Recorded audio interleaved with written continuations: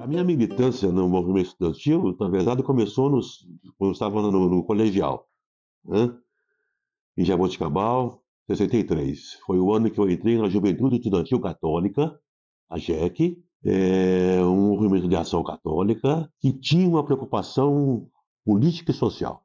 E a gente fazia um trabalho junto aos colegas, né, no colégio, justamente nesse sentido, de abrir a discussão sobre as desigualdades sociais do Brasil e a necessidade de lutar contra isso. No dia seguinte do golpe, eu estava no cinema quando foram me avisar que as polícias estavam indo nas casas das pessoas procurando o tal de material subversivo, né?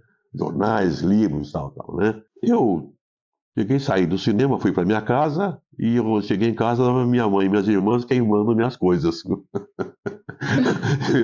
queimando as provas, né? Em 64, quando teve o golpe militar, eu estava fazendo tiro de guerra nessa época, eu era reservista do tiro de guerra, e houve lá em Jaboticabal, mesmo assim, a Polícia Civil prendendo algumas pessoas. E eu era um dos visados.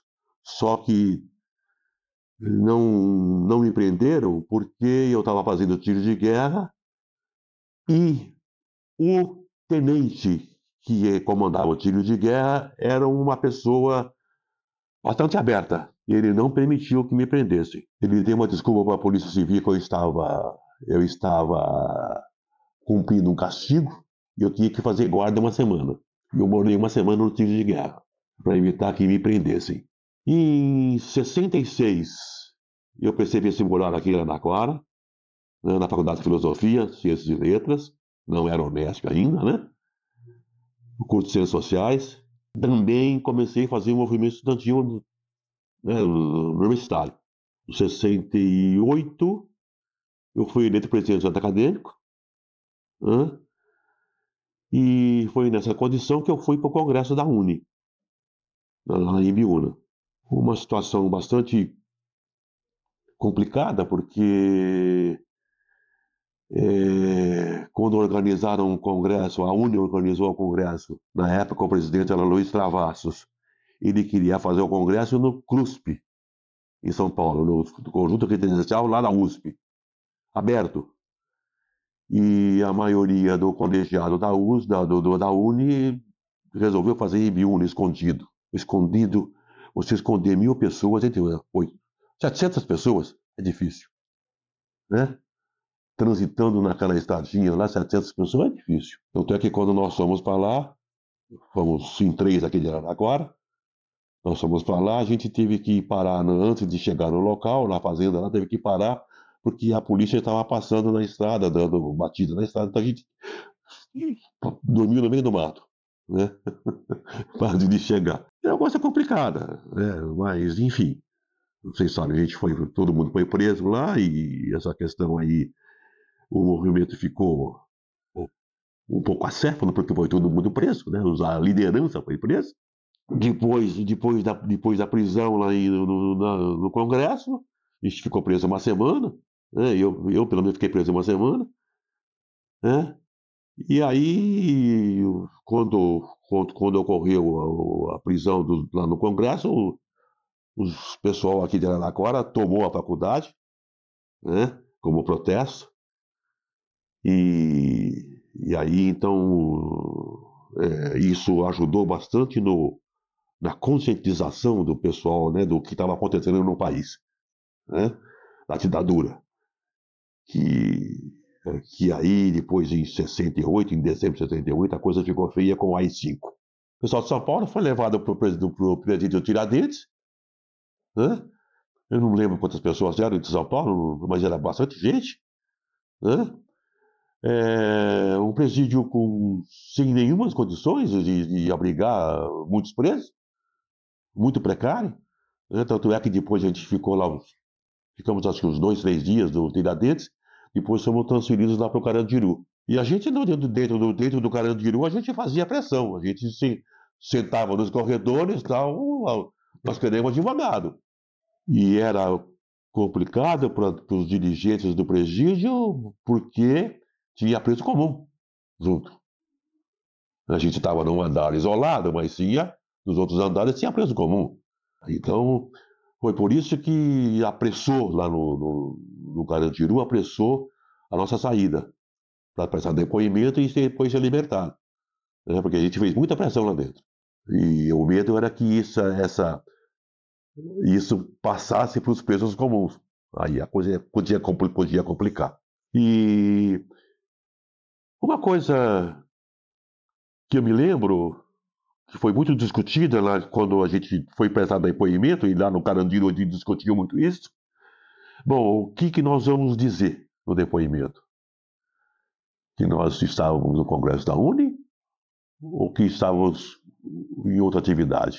Porque se estávamos no Congresso da Uni, era Lei de Segurança Nacional. Alguns optaram por não dizer, outros optaram por dizer.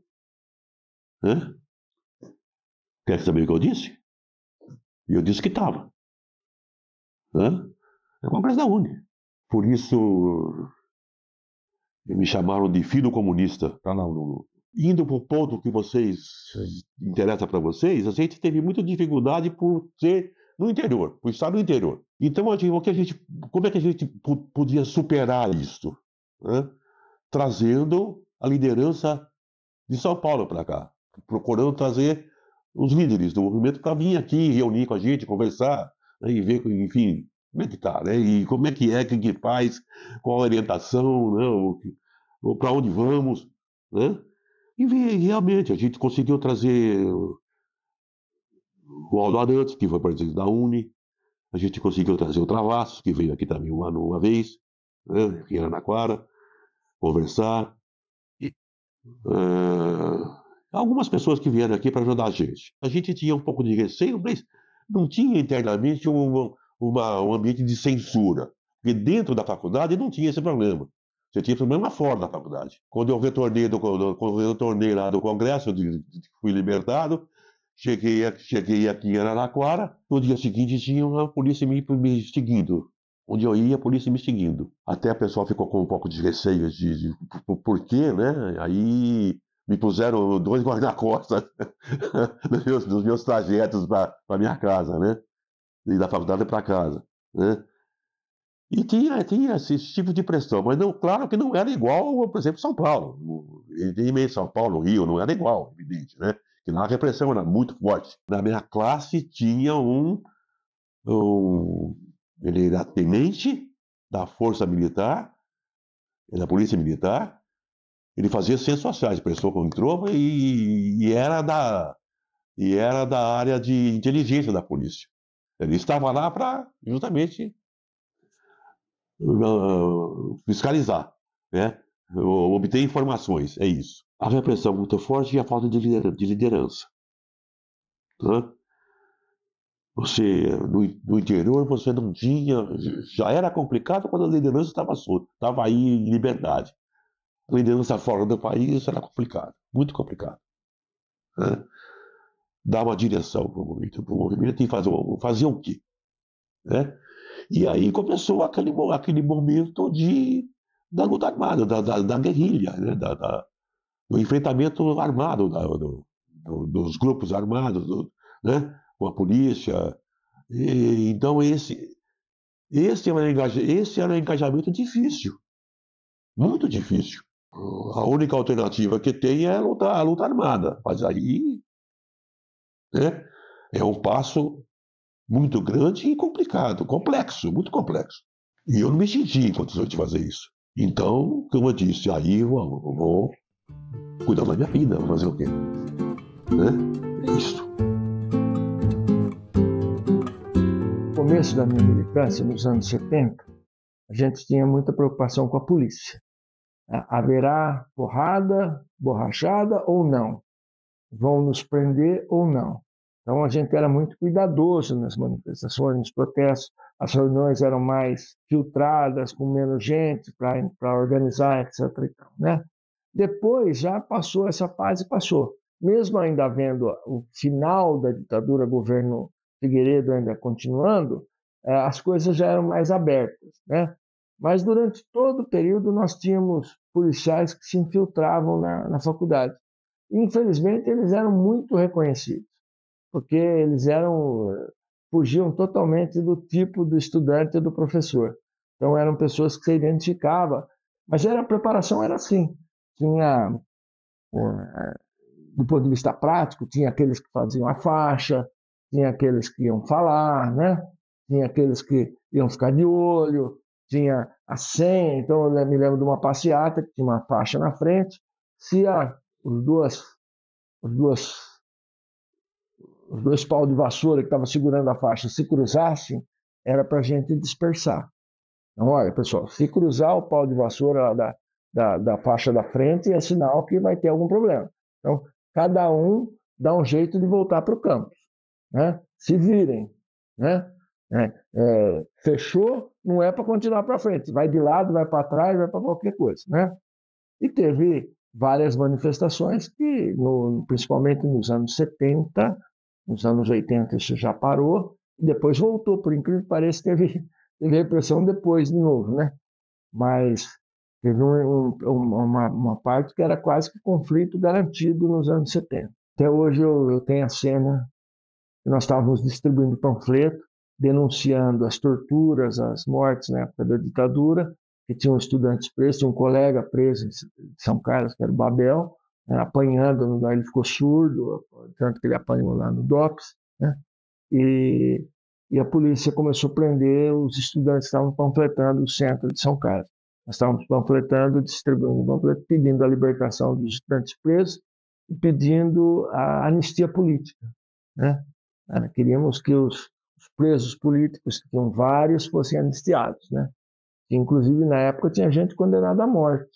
O governo não executou, mas tinha ativista político, militante político, que tinha sido condenado alguns à prisão perpétua, outros a gente condenado à morte. Tinha 2 condenados à morte nessa história do pós-AI-5, né? E aí a polícia começou a nos caçar no centro de São Carlos, né? E eu estava eu e um colega da física, esse colega da física estudava engenharia na época, o outro estudava física. O da física tentou correr e levou um pontapé, acabou se machucando no tombo. Eu tentei me fingir de morto, mas o cara olhou para mim, né? Como eu digo, camiseta, calça jeans, tênis no pé e bolsa tiracolo feito de tecido de calça jeans. Esse cara é estudante, né? O que você faz? Eu sou estudante, né? Bom, então, deixa eu ver sua bolsa. Na hora que ele abriu a bolsa, viu cheio de panfleto, tu tá preso, né? Aí você é interrogado, os caras se colocam numa sala sozinho, fazem um monte de perguntas, depois se transfere para outro lugar. Aí vem um outro e fala assim, daqui a pouco tá chegando o ônibus que vai levar vocês para o DOPS, né? Aí você fala assim, não, tô frito, né? Será que dá tempo de despedir do meu pai, né? Então, você fica com aquele ambiente muito carregado, né? Aí, no final, nos reuniram todos, a gente não sabia que tinha 20 presos, né? Eram 16 homens e 4 mulheres, né? Reuniram todos e foram soltando um por um, de madrugada em São Carlos, né? Fui preso de manhã, passei o dia todo preso, e na madrugada fui liberado, né? Com fotografia de frente, de perfil, etc. e tal. Aí depois você andava, você via a polícia passava perto de você, você já falava assim, você preso de novo, não é? Ficou uma coisa meio traumática, né?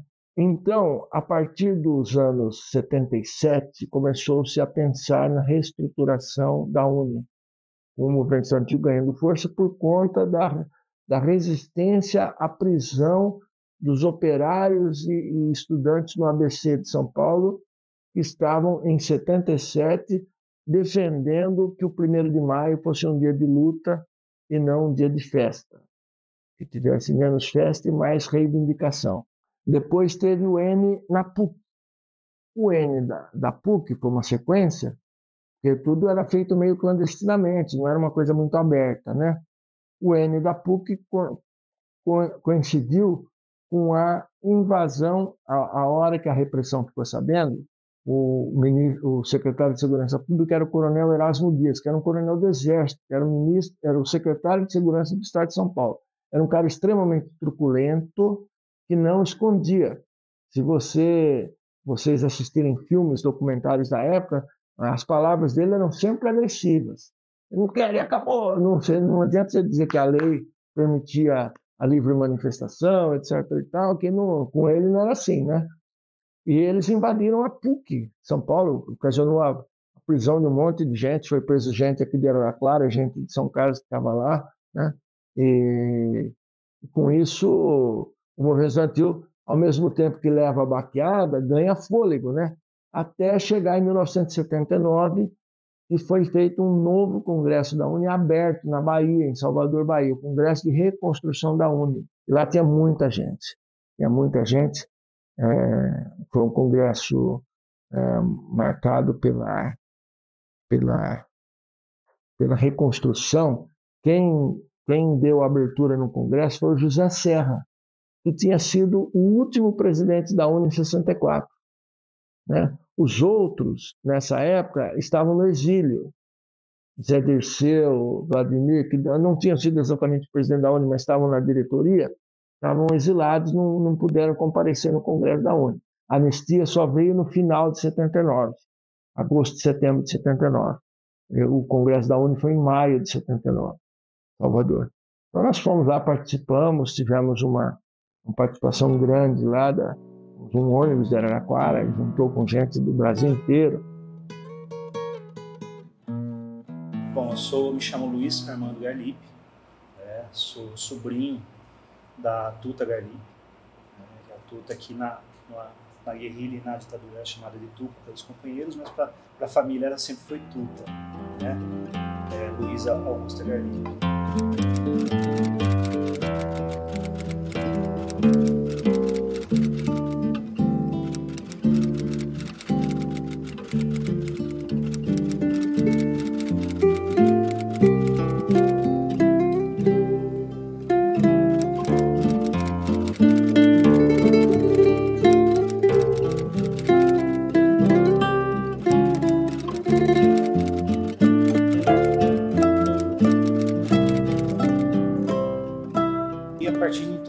Estava só se comunicando realmente por cartas, né, porque a vinda, né, da presença física para ela, para a cidade, ficou perigoso para ela, né, então assim, ela corria risco de vida se ela viesse para cá. Então, e aí o meu tio Saulo também, que foi morar em São Paulo, ficou na mesma situação, né, e aí a comunicação realmente ficou mais por cartas escritas com a família.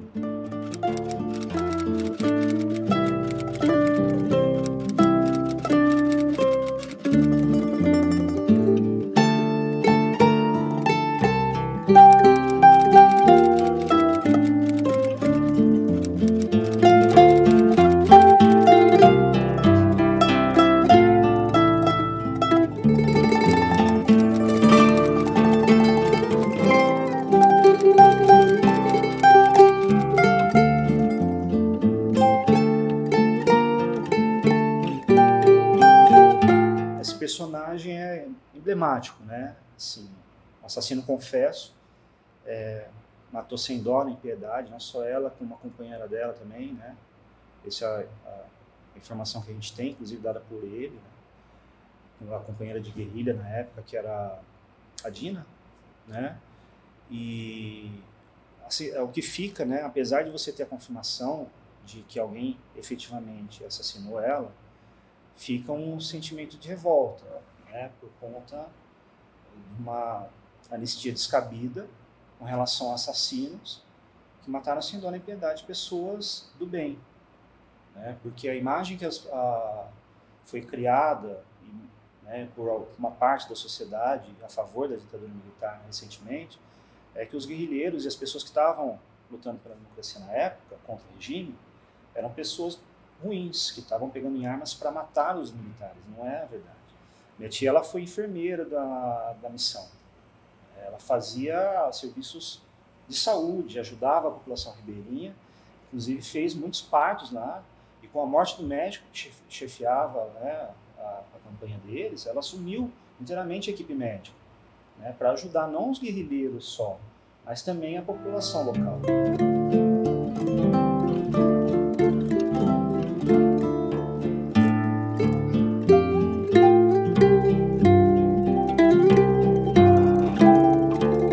Quem perde uma pessoa dessa maneira, na verdade não perde, né?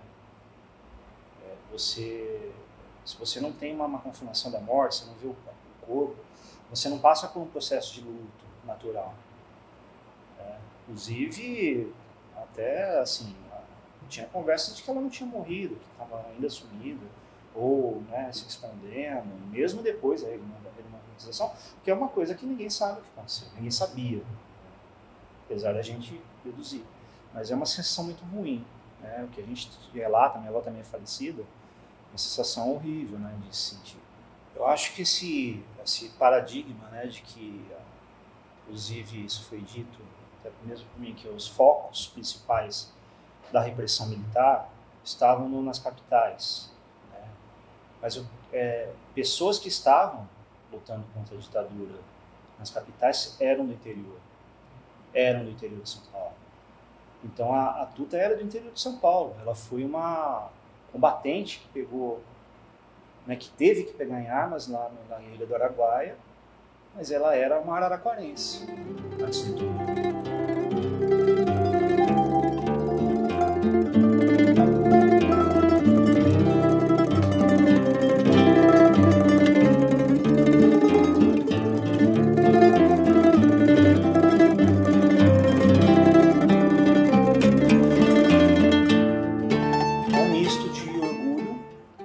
Também tristeza por perder uma pessoa, claro, né, da família. Mas mais de orgulho, porque não fosse essas pessoas, e a minha tia é uma delas, né, a gente não estaria vivendo hoje num país livre, apesar de estar correndo risco, né, assim como outras democracias do mundo. Então, assim, é muito orgulho de fazer parte, de ter vínculo com uma pessoa que morreu pelos ideais democráticos, né, morreu assassinado, inclusive. Então eu acho que isso é para nós, para a família, e deveria ser para todos os brasileiros que prezam pela liberdade, né? Que a liberdade verdadeira é a democracia, não é o que dizem. A liberdade é a democracia, a gente não pode trocar nunca nada por isso, né? Apesar de seus defeitos, e, enfim, é o melhor modelo que existe, né? Mas assim, a sensação de orgulho. Eu acho que enquanto não houver um arranjo político que permita colocar tudo isso em pauta, todas essas questões de pautas, né? Porque os arranjos políticos são feitos sempre por cima no Brasil. É só a elite que faz arranjo político com alguns políticos, né? com os empresários, né? E o arranjo político é sempre feito por cima. Isso, o povo sempre fica esquecido disso. Não participa do arranjo político. Enquanto esses arranjos políticos continuar desse jeito, vai ficar assim. Infelizmente, vai ficar assim. É outro mundo que não tem essa memória.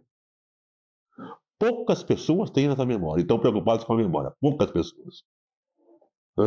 Infelizmente.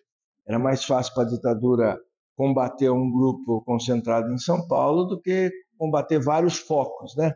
Só que a chama da resistência, ela pode não ter se tornado uma labareda no interior, mas nunca foi apagada. A preservação de arquivo eu acho fundamental. Mas o Brasil é um país que não tem memória. O Brasil é um país que as pessoas não cultuam nem a preservação de imóveis sólidos. Imagine um papel que é super frágil, né? Eu acho que o mundo atual impõe aos jovens a necessidade deles terminarem a faculdade, arrumar um emprego e ganhar dinheiro, né?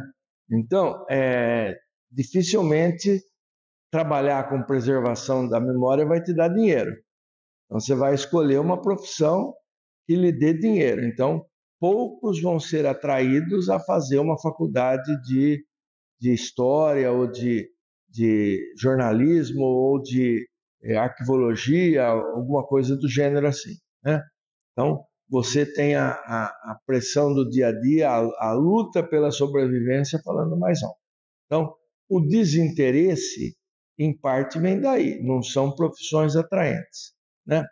O assunto não é atraente, porque quando você fala em preservação de memória, você, principalmente quando você aborda a questão política, você pode pensar em preservação da memória arquitetônica de uma cidade, que vai ter política também, porque a demolição de um prédio ou de outro é uma decisão política, né? Mas é um pouco mais light essa discussão quando você fala em preservação de memória arquitetônica, memória musical, coisas assim, né?